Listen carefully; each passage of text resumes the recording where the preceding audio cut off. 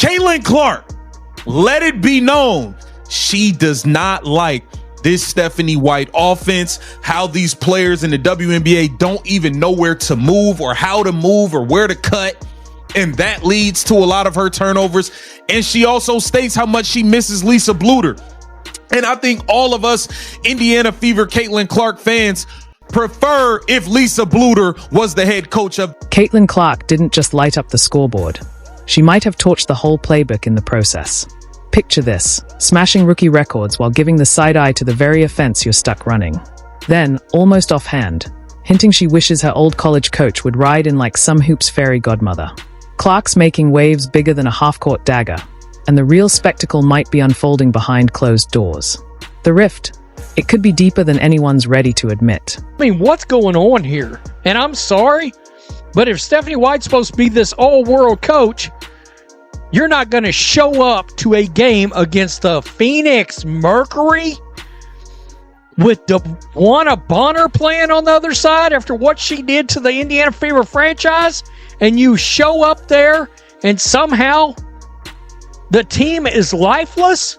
Sophie Cunningham coming back to Phoenix and the team is lifeless?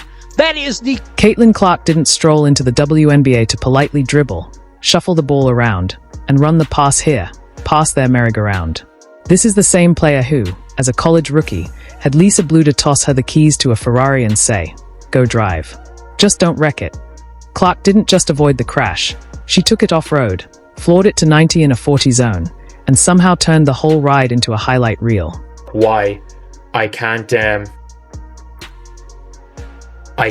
stand Stephanie White as a basketball coach for Caitlin Clark. Like, I don't think that Stephanie White is a bad coach. I don't get it twisted. She's not a bad coach at all. I just don't think she's the right coach for Caitlin Clark. So let's take a listen to this right here. This was on the podcast with Super 8. But I think that's even been something like me and Steph have like always talk about when we go and watch film. And even like that New York game where like I played really, really well. Obviously scored a lot of points. I think I had 9 assists or 10 assists that game. She was a rebound and assist off a 32-point triple-double. And like, is the only reason her team... So you can imagine the whiplash when she hits the WNBA and gets dropped into Stephanie White's offense. Which, let's be real, feels less like basketball and more like sitting through an HOA meeting about acceptable mailbox colors. Rules on top of rules, and creativity shoved in a closet with the lights off. It's going to be interesting to see her come back and see this team fully go full circle around their set leader, and I'm still banking on it being Caitlin Clark. Without Caitlin Clark, they had 19 in the one game and 16 in their previous game without CC even playing. Then came the Liberty game. Caitlin wasn't just warm. She was full-on cooking. The kind of heat where you half expect someone to call the fire department because the gym's about to go up in flames. Fourth quarter hits. She makes 2 turnovers. Big deal. Even Michael Jordan lost the ball and nobody told him. That's it. Mike, grab a folding chair. But here, boom. Clark's parked on the bench like a kid in timeout, watching the fire she started burn out without her. My precious Cece, she was upset. She didn't say nothing, no smiling, walked off, not looking at no cameras. I'm talking about, you can tell it's all on her face. She got it in her mind. But look, I need y'all to understand. That was so embarrassing and pathetic, and the teamwork was not there. But I remember Jordan had got hurt his second year. He didn't come back into playoffs, and that playoff series was legendary. He scored 63 points in one game, but he still lost. Meanwhile, you've got other players out there treating turnovers like they are handing out free gift baskets, and still logging minutes like nothing happened.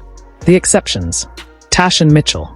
Apparently, they're the only 2 besides Clark who've been granted the rare privilege of playing basketball like it's not a military training exercise. The Stephanie White offense compared to what she was doing at Iowa when she took over the world. Let's take a look. At the college, like it was very similar. Like all I would attack, like we're known to have like 5 shooters on the floor at all time. Like we played with really good floor spacing, and at Iowa it was the same way. Like 4 people were on the floor that could shoot at the same time. Then obviously we usually played with a true post, but they rarely missed too. Like Mon never missed. Like Hannah Stolke was tremendous when I was there too, and even our backup post players. Like I always think about like how Coach Bluder like ran practices and things, and like I'm very fortunate looking back and like now going to like watch other colleges practices and things like that. Like she really like was so intentional about like making sure everyone was. Here's the problem. Coaches like Stephanie White are so obsessed with don't make a mistake basketball that they forget the whole point is make the crowd's jaw drop basketball. You don't win games, or fans, by running an offense designed to avoid embarrassment. That's not strategy. That's hostage negotiations with a shot clock. Lisa Bluder never coached like that. She didn't flinch if Caitlin fired a risky pass or pulled up from the parking lot. Bluder understood that high-risk, high-reward plays are the reward. You don't leash a player after one gamble fails. You double down because the next one might be the dagger. But in White's system, Clark's vision is being smothered. This is a player who sees plays developing 3 seconds before they exist, a gift most veterans can only dream of. And instead of unleashing that, White keeps her boxed in like she's afraid Caitlin might dribble into another dimension if given too much freedom. 10 years that Caitlin Clark has something to do with that, man. They was 8-5 with Caitlin. At the end of the day, no matter how many games they win, they lost more games without Caitlin Clark playing. Like, so everybody argument that Caitlin Clark is the Achilles heel, Caitlin Clark is this and that. Your argument is obsolete, bro.